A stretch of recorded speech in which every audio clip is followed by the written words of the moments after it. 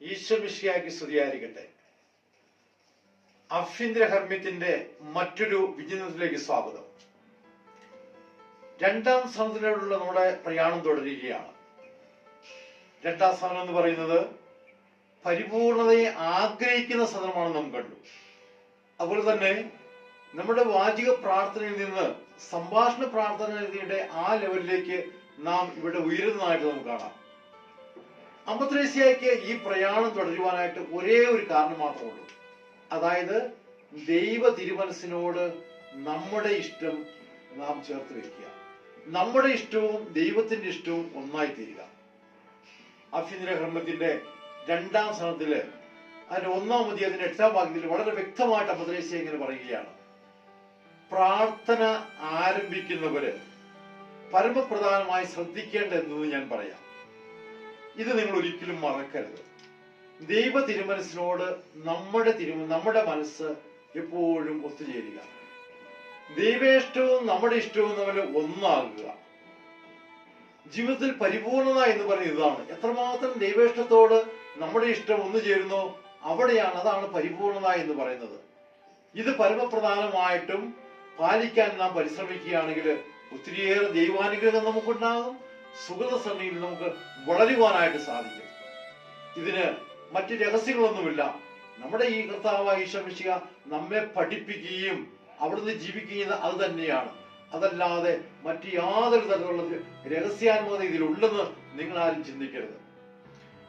യോഹന്നാന്റെ സുവിശേഷത്തില് 4-ാം അധ്യായത്തിൽ 34-ാം വാക്യത്തില് ഈശോ ഇങ്ങനെ പറയുന്നുണ്ട്: എന്റെ ഭക്ഷണം എന്നെ അയച്ച പിതാവിന്റെ ഇഷ്ടം നിറവേറ്റുകയാണ് എന്ന്. ഭക്ഷണമാണ് നമുക്ക് ആരോഗ്യം പ്രദാനം ചെയ്യുന്നത്. ഈശോയെ സംബന്ധിച്ചിടത്തോളം പിതാവായ ദൈവത്തിന്റെ ആ ഇഷ്ടം നിറവേറ്റുന്നതാണ് അവിടത്തേക്ക് ആരോഗ്യം നൽകുന്ന അതിന്റെ ആരോഗ്യത്തിന്റെ ഉറവിടം എന്ന് പറയുന്നത്. ദൈവ തിരുമനസ്സിനോട് നമ്മുടെ മനസ്സ് ചേരുന്നതാണ്. അതാണ് പരിപൂർണത എന്ന് പറയുന്നത്.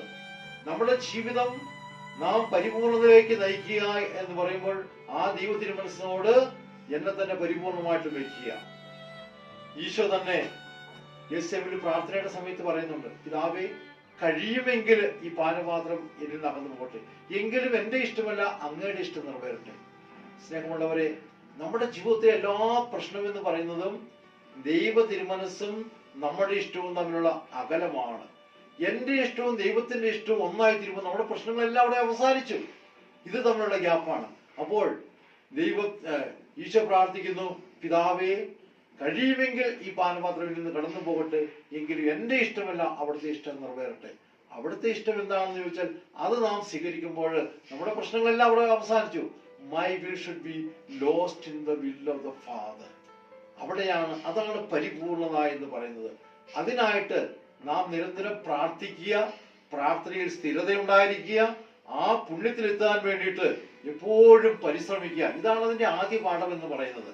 ആ ദൈവ തിരുമനസ്സിനോട് ഒത്തുവാനായിട്ട് നാം പ്രാർത്ഥനയെക്കുറിച്ചും പുണ്യപ്രവർത്തനങ്ങളെ കുറിച്ചൊക്കെ നാം എടുത്ത ആ തീരുമാനങ്ങളിൽ അതിൽ വിശ്വസ്തത ആയിരിക്കുക. അതുപോലെ അതിലെപ്പോഴും ദൃഢനിശ്ചയത്തോടുകൂടി പാലിക്കുവാനായിട്ട് പരിശ്രമിക്കുക.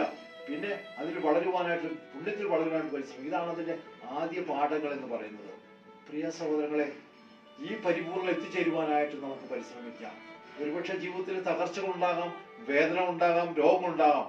അതൊക്കെ ഉണ്ടാകുമ്പോഴും അതാണ് ദൈവം എനിക്ക് നൽകുന്നതാണ്, ദൈവേഷ്ടമാണ് എന്ന ചിന്തയോടെ സന്തോഷത്തോടെ അതിനെ സ്വീകരിച്ചാല് നമ്മുടെ പ്രശ്നങ്ങൾ തീർന്നു. നമ്മൾ അതിനോട് മല്ലിടുമ്പോഴാണ് നമ്മുടെ പ്രശ്നങ്ങൾ വീണ്ടും അത് കൂടുന്നത്. നമ്മൾ സാധാരണ പറയാൻ ഈശോ പറയുന്നു: എന്നെ അനുഗമിക്കാൻ ആഗ്രഹിക്കുന്നവൻ സ്വയം പരിത്യജിച്ച് തന്റെ കുരിശുപെടുത്തോണ്ട് എന്റെ പിന്നാലെ വരട്ടെ. നമ്മുടെ കുരിശുപെടുത്തോണ്ട് ഈശോയുടെ പിന്നാലെ പോകുക. ഈ കുരിശില്ലാതെ നമുക്ക് മുന്നോട്ട് പോകാനായിട്ട് സാധിക്കില്ല.